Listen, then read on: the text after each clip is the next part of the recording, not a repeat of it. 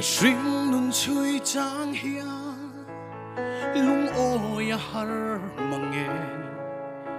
ฮาร์สัตนาเลบวยนาเตียนี่ตินมินหัวทีนาจนปุยตูเรงอมลวงเฮียทินลุงอรุณทีนาลัลปาเบยเซนาเอโรอนุงเรงทีKata lalpa chani, oh kata na chani, hallelujah. Kakong tetluang ilang lo makse. Hey kashereng minen kolchin, min mangay tuani, kay katan hiya lalpa chani. Hallelujah.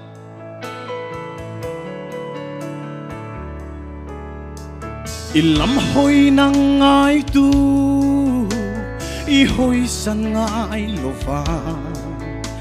imutir chin ingay sakzia,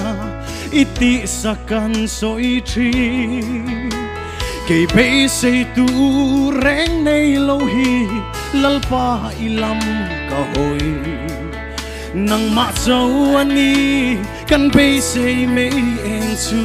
hallelujah me katalal pa chani o katana chani kakong tetluang ilang lo makse hey kashereng mingen kolshi min mangay tuani kay katang hiya lalpa chani hallelujah amen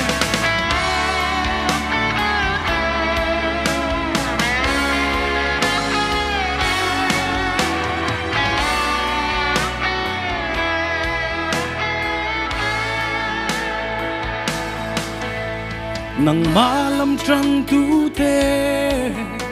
chan him lo ang ma se sa drakate imutir kha ichen chil na an chang kay bolal pa hey ka du ber ike bula hi hallelujah chu chu lu hiani kay zong ka ring chine Katalal pa chani, oh katana chani, kakong tetluang ilang lo makse. Hey kashereng minen kolchi, min mangay tuani, kay katan hiya lalpa chani, katan lalpa Katalal pa chani,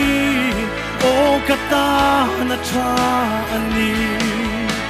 kakong tetluang ilang lo makse. Hey kashereng minen kolchi, min mangay tuani, kay katan hiya lalpa chani. Hey kashereng minen kolchi min mangay tuani kay katan hiya lalpa